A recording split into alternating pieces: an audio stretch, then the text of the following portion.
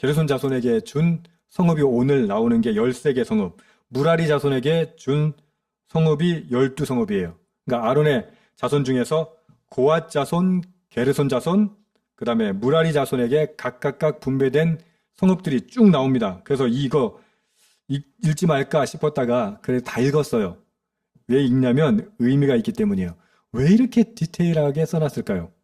다른 모든 지파들은 어떻게 했어요? 모두 각자의 땅을 받았어요. 유업을 받았어요. 그런데 레위인들은 받지 못했어요. 레위인들은 뭐 하는 사람들이니까? 하나님의 제사를 섬기는 사람이니까. 지금은 이제 회막이죠. 앞으로는 시간이 지난 다음에 성전이 되겠죠. 근데 이 사람들이 하는 것 중에 하나가 뭐였냐면 하나님의 율법, 하나님의 말씀을 가르치는 일까지 했거든요. 자, 레위인에게, 레위 자손들에게 기업을 주지 않은 이유, 유업을 주지 않은 이유가 오늘 드러납니다. 왜 주지 않아요? 레위인들은 이제 각 지파들의 성읍을 차지하게 될 거예요. 그 말은 무슨 말이에요? 그들이 종교적인, 하나님의 말씀을 전하는 율법을 가르치고 이스라엘의 정체성을 지키는 사람들이 될 것이기 때문이에요. 그래서 보면은 여기 보면 성읍 이야기들이 이름들이 다 나오죠. 그리고 거기에 성읍을 주었다라는 말은 뭐예요? 레위인들은 각자가 11지파에 퍼져가지고 그 삶 속에서 살아가게 된다는 거예요. 제가 찬양하면서도 말씀드린 것처럼 기독교 공동체가 있으면 너무 좋겠죠. 우리끼리 모여 살면 갈등도 그래도 없을 거 아니에요. 그죠? 근데 왜 그렇게 안 할까요? 왜 그렇게 하지 않아야 할까요? 바로 이거라니까요. 우리는 레위인 같은 사람들이에요. 레위 지파 같은 사람들이에요. 결국 뭐예요? 우리끼리만 모여서 똘똘 뭉쳐서 사는 게 그게 이상적인 것이 아니라 세상에 각각이 흩어져서 세상에 소금과 빛이 되는 역할을 해야 된다는 거예요. 그게 레위인의 역할이었다고 하는 것이죠. 그러면 오늘, 그러니까 21장은 왜 이 레위 지파의 분배에 대해서 상세하게 설명하느냐? 이게 굉장히 중요한데요.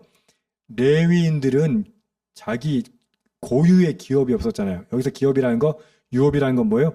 쉽게 말해서 먹고 살 수 있는 터전이 없는 거예요. 그러니까 지금 성읍을 나눠준 거는 뭡니까? 그래도 잘 집은 있어야 될 거 아니에요. 레위인들이 가지고 있는 그 가축들은 그래도 먹여야 될 거 아니에요.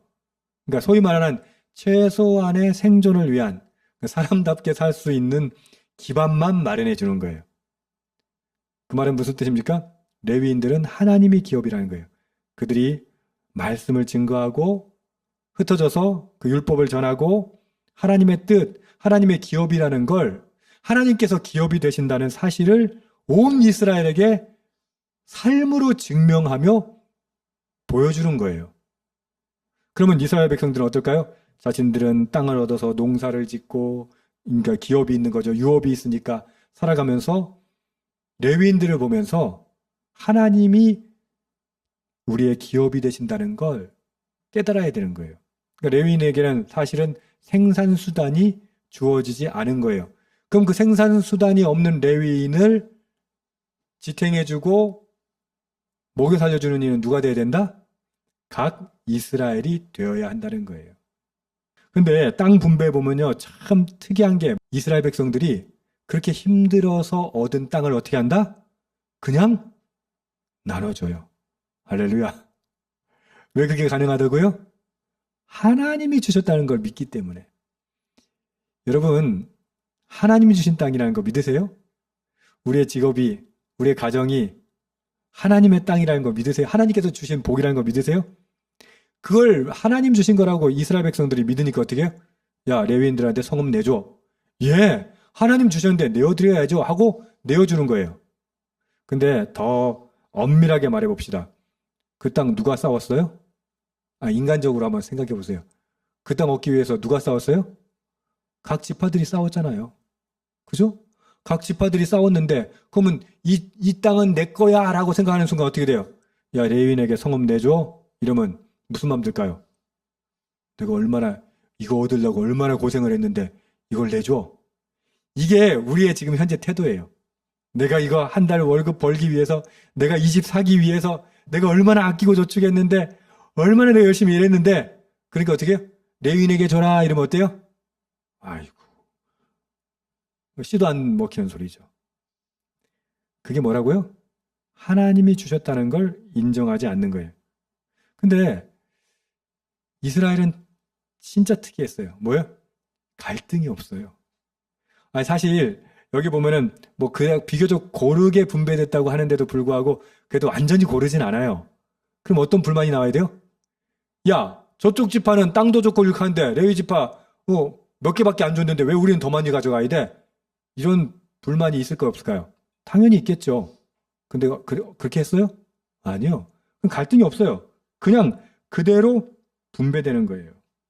결국 레위 지파는 지금으로 따지면은 목회자일 수 있고 사역자일 수 있고 선교사일 수 있고 뿐만 아니라 사회적으로 봤을 때는 어떻게 해요?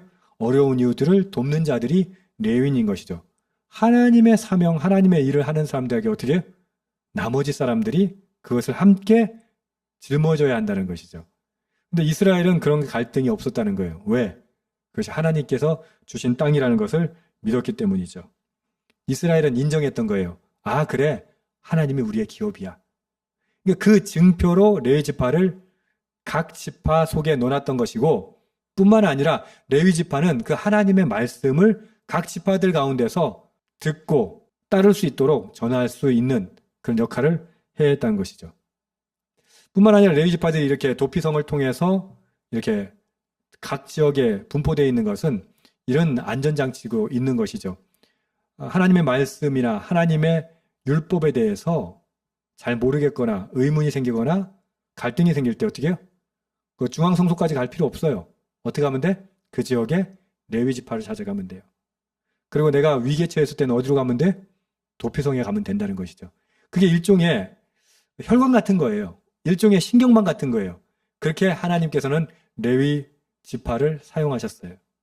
여러분, 우리가 이 시대에 레위 지파는 없지만 우리 함께 고민해 볼 필요는 있는 것 같아요.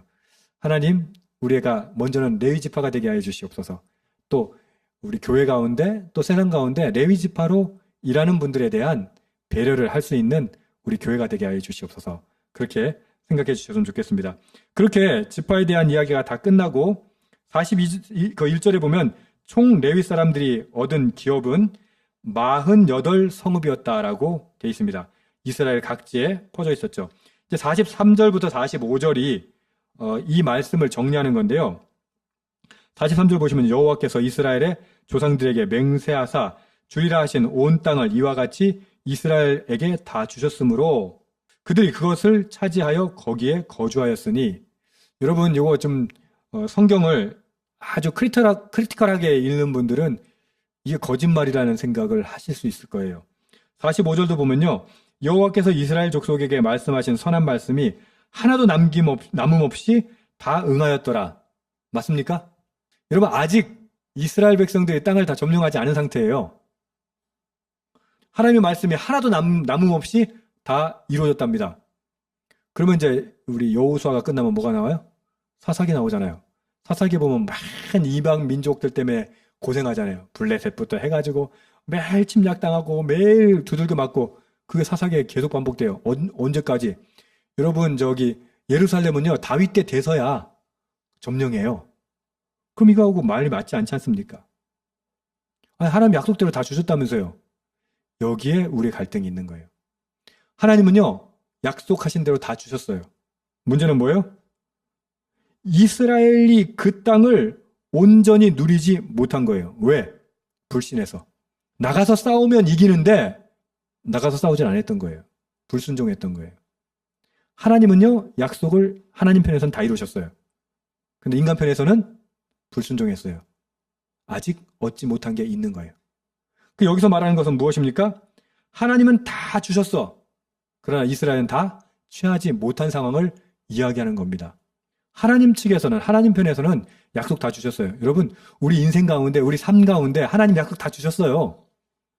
그럼 아직 안 이루어졌는데요? 그건 우리가 순종하지 않은 거죠. 안 이룬 거죠. 하나님 우리에게 열쇠 주셨다니까요? 그럼 그 다음 뭐 해야 돼? 하나님 짐도 넣어주세요. 가전제품도 주시고요. 그렇게 하라는 소리가 아니라 하나님 열쇠 주셨으니까 어떻게 하면 돼? 들어가서 내 살림 청소하고 살림 넣고 살아야죠. 이 부분에 대해서 우리는 헷갈려 한다니까요. 그냥 입만 벌리고 있으면 그냥 뚝 떨어진다고 생각한다니까요. 아니요. 하나님께서 대부분을 다 이루셨어요. 약속의 땅을 다 점령할 수 있도록 모든 것을 다 주셨어요. 근데 가서 점령하고 사는 건 누구의 몫이다? 우리들의 몫이다. 여러분 이거 꼭 기억하십시오. 오늘 말씀 통해서 레위인 이야기 했는데 마지막에는 레위인 이야기가 아니라 이스라엘의 포괄적인 이야기예요. 그것은 우리에게 하시는 말씀이에요. 하나님 우리에게 약속한 거 다 주십니다. 문제는 뭐예요? 우리 편에서 받지 않고 있다는 것이죠. 주님 믿음 생활 가운데 주님께서 약속하신 것 주신 것 내가 충분히 받아서 누릴 수 있는 믿음, 담대함, 열심 허락하여 주시옵소서. 그렇게 기도할 수 있기를 소망합니다. 아멘.